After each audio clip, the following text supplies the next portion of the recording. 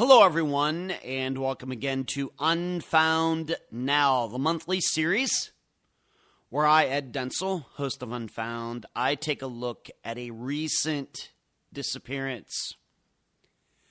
Today, I'm going to be talking about the still unsolved case of Steven Wright.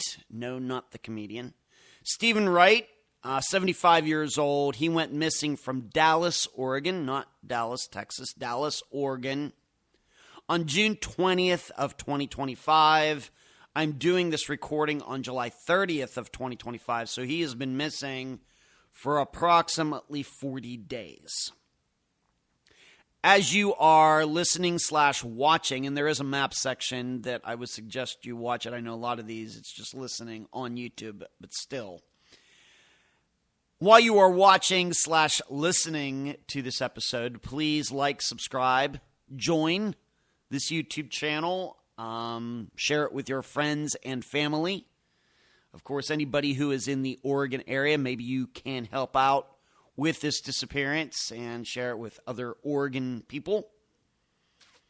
And support can also come through patreon.com, paypal.me/Unfound Podcast, or you can tune in on Monday nights for the live show at 9 p.m. Eastern.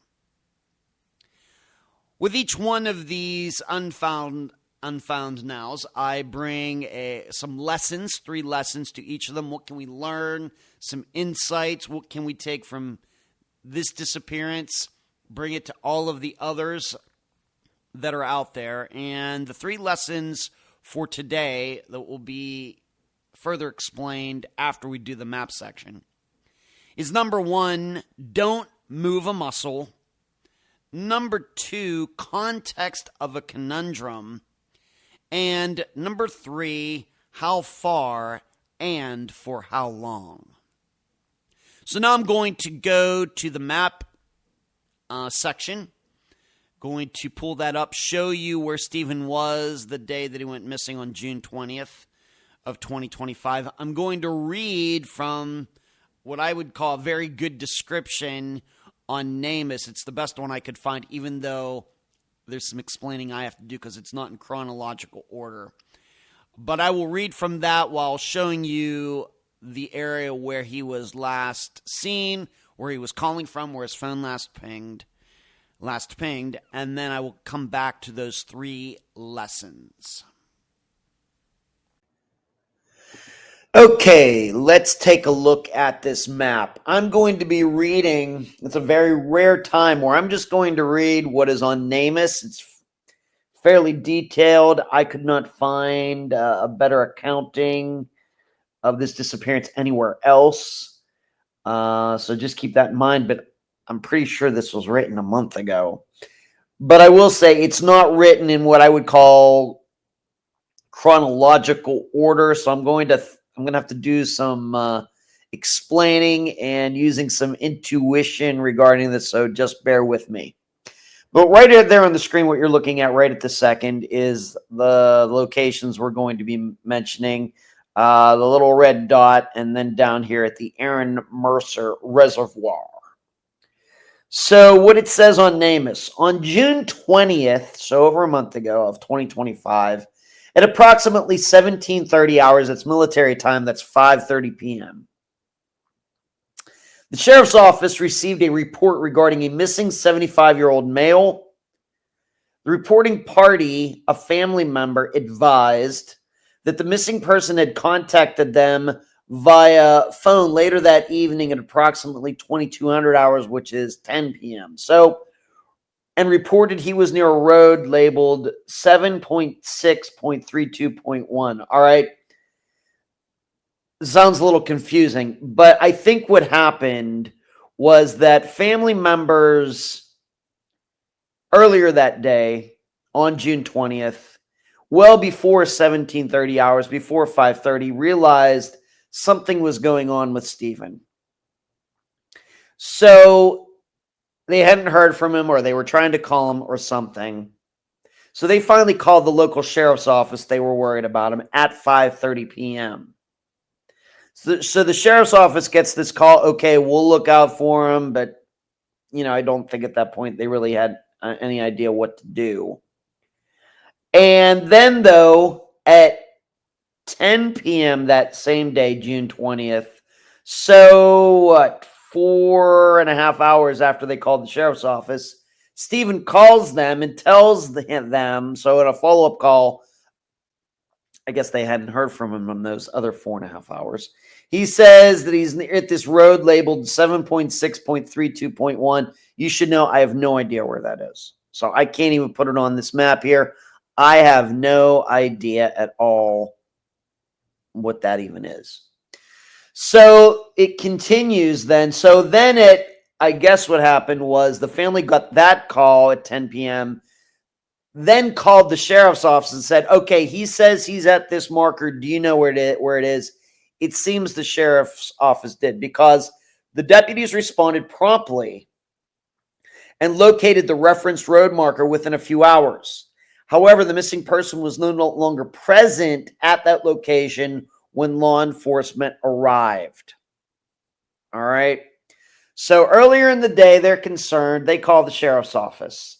They're continuing to call Steven. Then he calls them at 10 p.m. saying he doesn't know where he is, but this is the road marker. The family or friends passes that information along to the sheriff's office. They go out to where Steven says he was with these numbers, 7.6.32.1, and he's not there. All right, so I had to explain all that. That is the way I interpret that. I guess I could be wrong, but that's the way I interpret it. It's just not in chronological order. All right, then.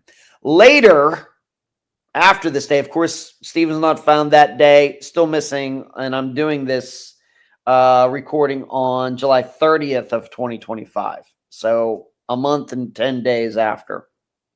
Investigative data eventually showed that the missing person's cell phone last pinged on June 20th, 2025 at approximately what would that be, 8 p.m. near GPS coordinates 44.92095 and minus 123.43023. That is this red dot. It's very close. That is the GPS coordinates for the ping of Steven's phone at 8 p.m. So this is 2.5 hours after the family called the sheriff's office. And this is 2 hours before Steven called his family, telling him about that road marker, 7.6.32.1. At 8 p.m., his phone pinged right there. So halfway between the family calling the police and him calling the family. So I'm guessing that the road marker is somewhere in this area, but once again, I have no idea where that is. And what they said, he's using the technology. It was stated that this coordinate, that the ping was within approximately 1,000 meters of that location. So we'll just keep it easy. If it's 1,000 yards, that's, of course, 3,000 feet. And so we got a decent area around here. So the coordinate was that it could be anywhere in this area where I'm circling with the cursor. Additional information was obtained from HUM vehicle telemetry data associated with the missing person's vehicle. A 1999 white Toyota 4Runner bearing Oregon license plate 946 DFC. How they could get any telemetry data off of a 1999 vehicle, I have no idea. I don't know. But that's what they say. Data indicated that the missing person arrived in the Reel Creek area at approximately 1,400 hours on that date.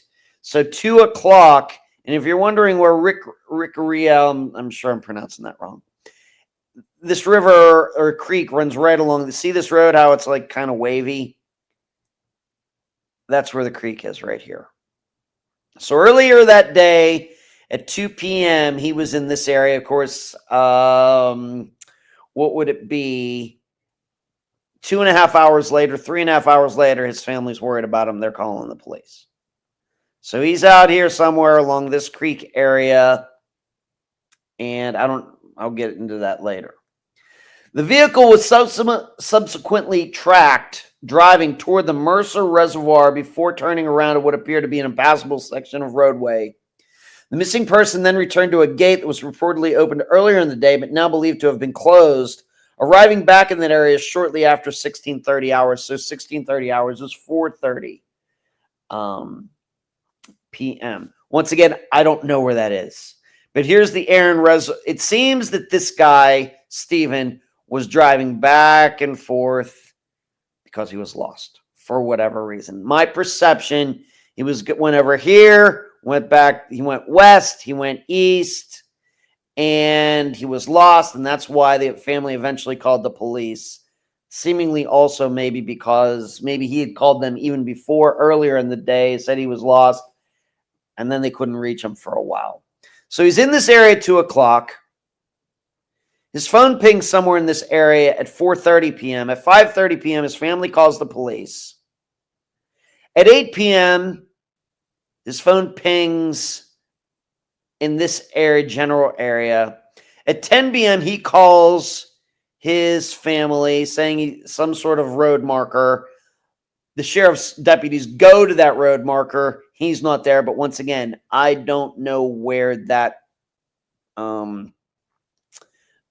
marker is. But what I think is interesting here in looking at the map, as you can see, it's hard to tell where he would be in this area because I put that marker in and I said, well, what's the easiest way by car to get from this red marker to the Aaron Mercer Reservoir? And it goes over here and takes this long winding road, the blue line. It doesn't go straight over there. Doesn't seem to be any road in this area going in a southwest direction from where the phone pinged. You have to go the whole way around here. And it is, of course, along that creek that I've already described. There's one more paragraph, and it's also not helpful. Vehicle trip data further revealed multiple additional movements north and northwest along Burma Road, also referred to as 1920 Road. I have no idea where that is. I did everything in my power to find out where Burma Road is in relation to Dallas, Oregon. Could not find it. I could also not find a road called 1920 Road anywhere in this area. Are there Burma avenues and Burma roads in Oregon? Yes. None of them are near any of this location.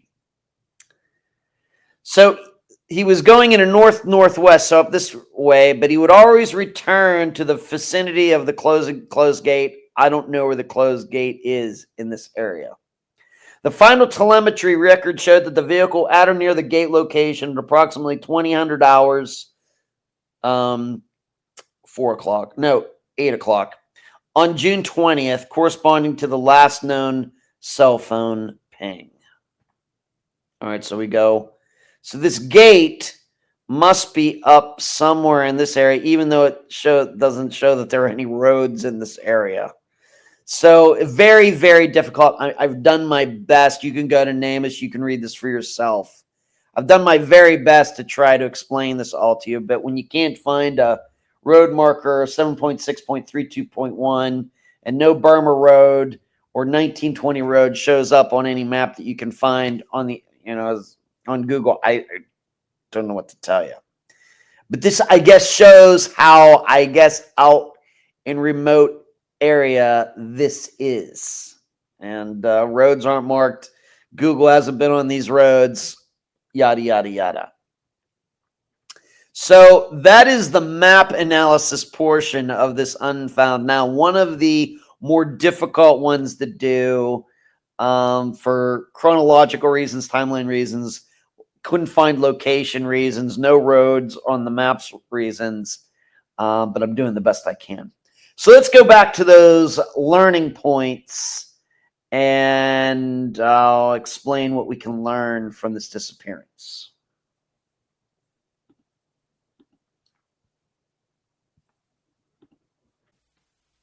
Okay, that ends the map section. I'm now going to go to the 3 lessons that I think can be learned from Steven's disappearance. Of course, I hope that he is found alive today. But if he's not going to be, if this is going to continue, We have to find a way to use these mysteries to help others as well.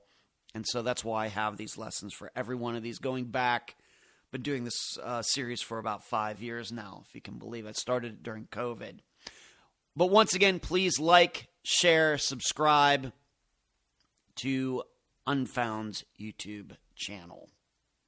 So number 1, don't move a muscle.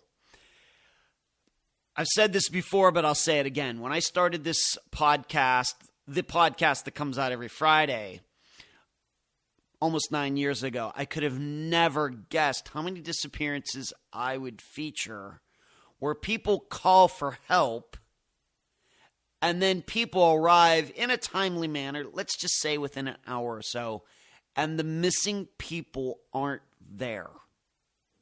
I could have never guessed how many I would encounter like that. Just a few. This is just a short list. There are others, but Kevin Newen, Shane Fell, Deborah Bowman, which happened right near where I live now, Joe Bushling, and there are others. All of these people called for help. They were lost. They had been in a car wreck, needed picked up from the hospital. People showed up. They weren't there. Probably the most glaring one is probably Shane Fell's of those people I just named.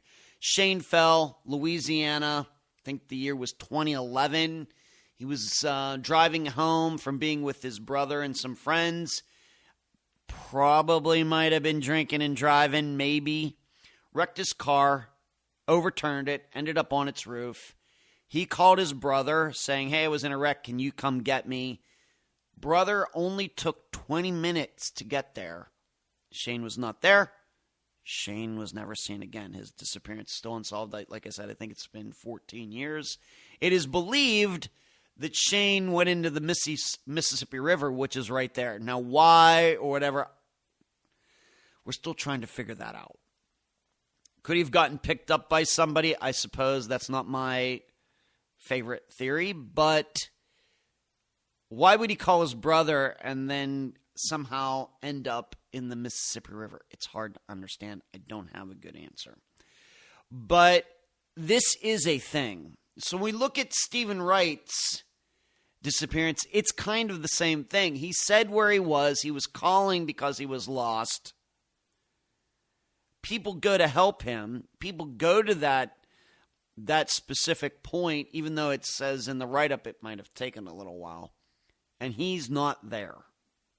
This is why this first lesson is, don't move a muscle. If you are lost and you call somebody and you reach somebody and you say, "I'm lost," you stay where you are. You do your best explanation of where you think you are and do not move. Now, on the other hand, if you can't get cell service, you don't have a phone, your phone is broken, you lost your phone, the phone got into water and won't work.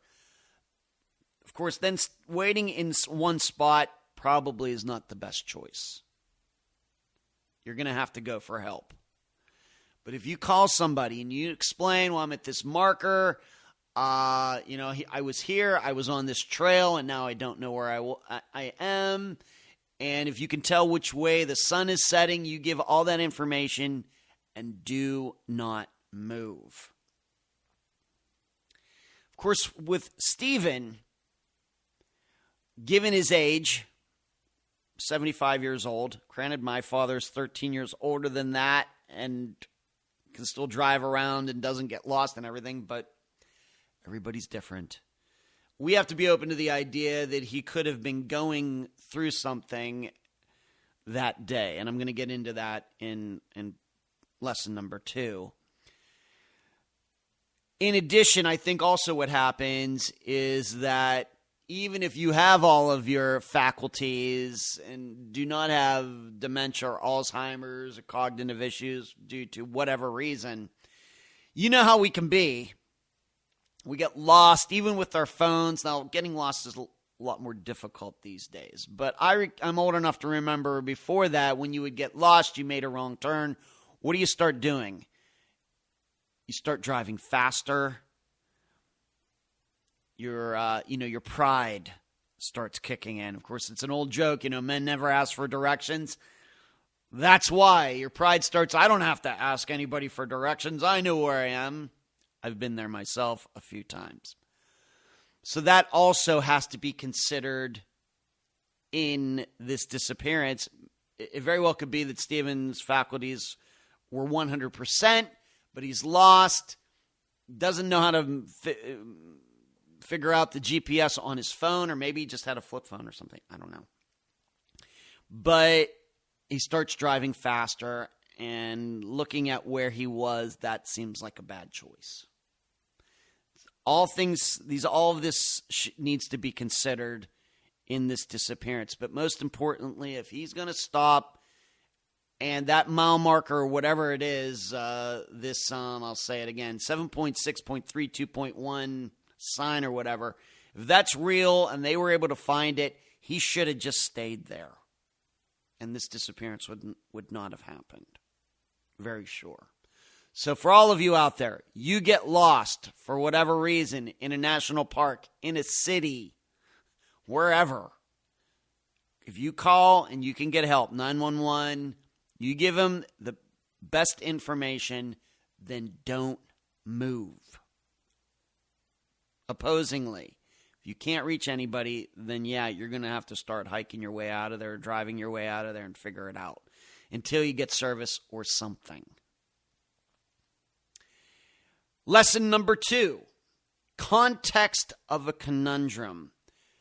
Did my best to find as much information as I could. The best information ended up coming from NamUs, which is rare. The problem we have in analyzing this disappearance is we don't know a whole lot more than that. What was Steven Wright doing that day? There's nothing saying what he was doing that day. Where was he going? Was he returning from somewhere? What exactly was his destination? Was he just driving around? Was he actually going to that reservoir? I hate that word. I can't pronounce it. Did he make statements about suicide? Was he having delusions? All we have is he was out there and he started calling for help. This is what we call a lack of context. I've talked about this before for many times on the podcast about how we will have a story about something that was said. But we don't know what happened before that conversation. We don't know what happened after that conversation. And in looking at it that way, the conversation really doesn't tell us as much as it seems. And I have to admit, when all I have is just one sentence, like some let's say witness says, "Oh yeah, I saw the missing person," and we spoke for a minute, and that's all we have. And I'm like, well, how did you? I start thinking, well, how did the witness encounter the missing person? Did the missing person drive up? Did the person walk up? What direction did he go? How was he acting? Why were you even talking about that topic? This is what I call context. We need more information to understand the interaction. And most of the time when we don't have that, I usually just completely dismiss that encounter ever happened. That's me. For this disappearance, I certainly believe that Steven called his family telling them where he was, but we don't know much else than that. Makes it very difficult to determine what was going on here, because determining what was going on here might lead us to where Steven actually was. As I keep saying, disappearances are about people, not circumstances. This is what I mean. We need to know more about Steven. What was he doing that day? What was his mindset? Did he usually go out to this area? On and on and on and on and on. Then it would be easier to analyze this. Now, of course, the people who know him well, or the people he was talking to that day, know that. But that information isn't public, and so it's hard for the rest of us to help if we don't know that stuff. This is all relevant to doing a good search. The public, investigators, searchers, they need to know everything. But then why doesn't that happen? Well, my best insight. Families are afraid to reveal everything in case the person is found alive. If his family starts saying, well, you know what, Steven, and once again, this is just an example, but if Steven was having some cognitive issues, he was going through this, he was going through that, health issues, whatever it may be, families start thinking, well, what happens if he's found alive and he finds out that we were talking about him, airing all of this stuff that he didn't want everybody to know, and now he's going to give us a hard time when we actually find him alive. Families and friends out there, you can't think like that. You just can't. You just cannot do that. That is not helpful. I understand that the modesty, going back to the P word, pride, and you don't want to air somebody else's dirty laundry and everything, but the person is missing, and it's now 40 days. This is why when I interview family members for the podcast, I'm just about insistent that we have to present the missing person honestly. We don't have to dwell on these things if the person had a drug problem or had dementia like David Hardy Jr. probably did. We don't have to dwell on them.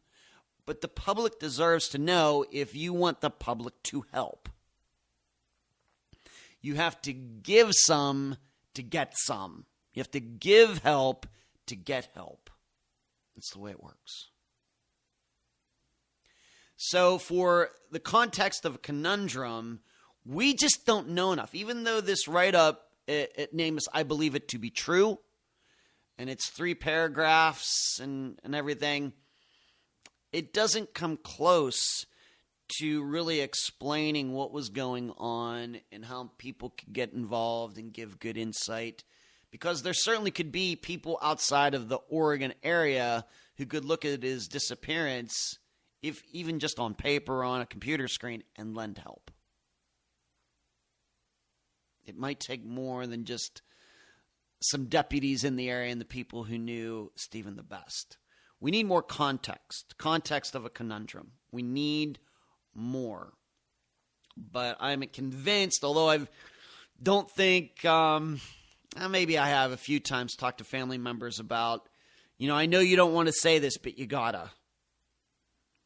And I try to explain it to them that why they have to do that. Too much secretiveness going on. People want help, but they don't want to reveal anything. Well, I can tell you after doing this for 9 years, that's not how it works.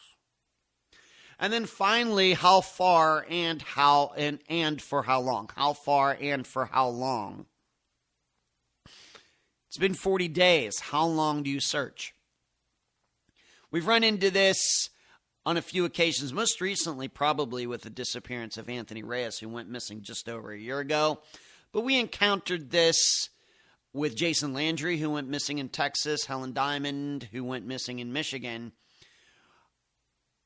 People who, at least the way I look at these disappearances, there's no foul play. These people certainly walked off for whatever reasons. How far and how long do you look for these people? It's really, really, really difficult to say when should or when do concentrated efforts end, when should they end, because we have to, as families find out, the world keeps spinning.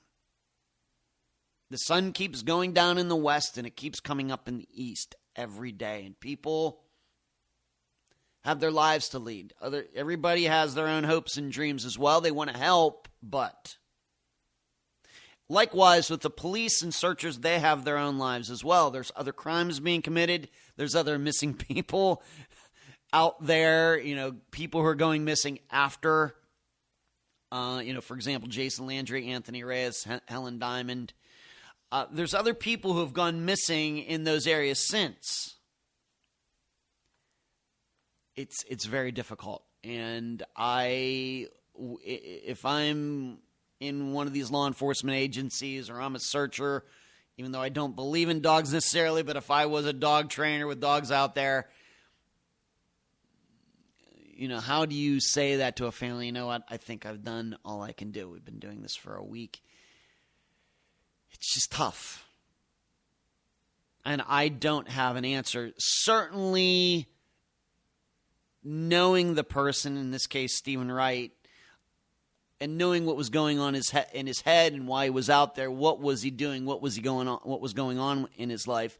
Had he ever gone missing before? If so, how was he found? And that happens. Of course, we cover people who've gone missing before and been found all the time and then go missing again, and that's how they end up on the podcast. All of that would determine how long you want to look for somebody. And even when it comes to children, 5-year-old children, 10-year-old children, I recently talked about Tabitha Tutors on the live show. How long do you search? And of course, in those cases, usually those kids did get abducted, snatched up. Even those searches eventually end. Now, do people once in a while go out? Yes. But those concentrated efforts day after day, and they end pretty quickly. And probably, I hate to use the word, but probably for good reasons. It's not good, but for logical reasons. And of course, with Stevens, it's even harder to stop searching because the perception is a car should be easy to find. Of course, humans were little compared to the size of the earth. A car should be easy to find. If a body's out there in the woods, somebody stumbles off into the woods and dies, and of course, animals are eventually going to come along and do what they do. But animals can't do that to a car. And wherever the car is, it's going to stay there. Yes, it's eventually going to rust, but we know cars, you put a car out in the yard, it'll be there forever. Till the end of the earth, it'll rust and everything, but it'll still be there. So it's a little hard to understand. You're out there looking for Steven, you can't find his car, and I have to tell you, I'm not convinced it's in water. No easy answers. Very, very difficult. And I have to add this. Depending on his mental state, Steven could have actually found his way out of the area and be totally somewhere else. So those are the 3 lessons for Steven's disappearance. Don't move a muscle. Context of a conundrum, and how far and for how long should searches be done. Now for my analysis. All of you who have been listening to me for a while know that one of the points that I make, it's not a law, but the longer a person and his or her car go missing, the more likely they are going to be found together. An exception, Eric Franks always have to bring that up. But the longer a car and a person are missing, most likely they will be found together. It very well may be they are in a river or a lake or ran off the road and in a ravine somewhere. Or like Ronald McNutt in his truck and found after a wildfire went through that area, something like that. So I'm still convinced, even though it's 40 days in, really, quote-unquote, just 40 days in, that Steven and his car are together somewhere. And the longer this goes, of course, I hope he is found alive today. But if this goes for another month, another year, 5 years, 10 years, I'll be more and more and more and more convinced, even more so, that they are together somewhere. Obviously, there's nothing good about somebody still missing over a month later after many people are looking for that person. There's nothing good about that. It's all bad. And the odds of Steven being alive at this time are not good. Are there exceptions to this? Absolutely, and we've experienced them. Brandon Roberts, coincidentally in Oregon, was missing for a couple years, was found alive. But he had a drug issue. He was used to living on the streets. On and on and on. Steven, my perception of Steven is he was not like this. He was a little more domesticated, we might say. I think probably living in a house with heating and air conditioning and cable, and he had a cell phone and all of that. Not used to living outside of that environment for 40 days. So it's not good. Is he in water? Could be. And we know how many, like all of these diving YouTube channels, Chaos Divers, Adventures with Purpose, how many people they've found in cars, in rivers and lakes, and I'm very thankful for their work. It's just hard for me to tell because the maps of this area are not that complete. There is the reservoir there. Hate that word. I'll say it again. Is he in it? Could be. Seems like it's a pretty big reservoir. It could have gone in somewhere. I don't know how likely that is. The problem is, as I stated before, when people get lost, the faster they tend to drive. Doesn't look to me like these were roads that anybody should be speeding on, especially in an SUV. Could have gone flying off. You don't realize how fast 25 or 30 miles an hour is until you actually fly off a road going that fast. And you can go far into the woods. You don't have to be doing 80 miles an hour to, it's like, make it like the Dukes of Hazzard. Going back to what I say about, he could be anywhere.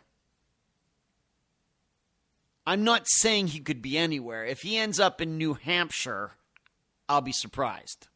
If he ends up in my state where I live in Florida, I'll be surprised. Let's put some limits on this. But we have to remember, we don't know why he is lost. Maybe his friends and family do, but we don't. It sounds to me that they were worried about him that day. Maybe was it because was he making statements about suicide? Was he delusional?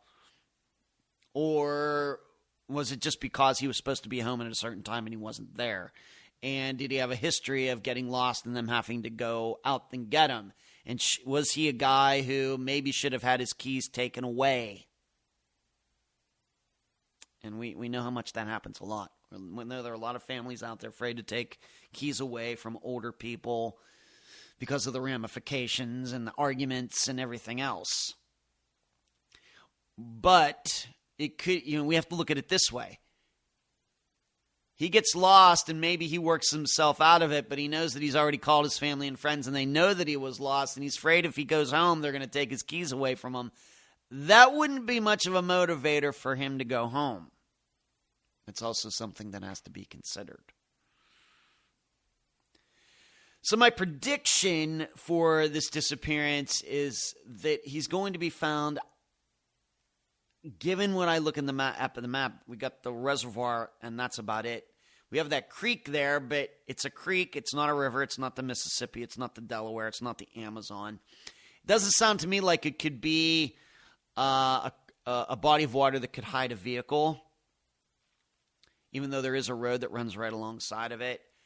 So I'm doubting that he is going to be found in his vehicle in water. I think this is maybe going to be more like a Milda McQuillan. Remember that disappearance from the 1970s where her car was found out on some road that nobody even used anymore, that everybody forgot existed. She's still missing 50 years later. But somehow the car ended up like on a logging road that just people totally ignored at first.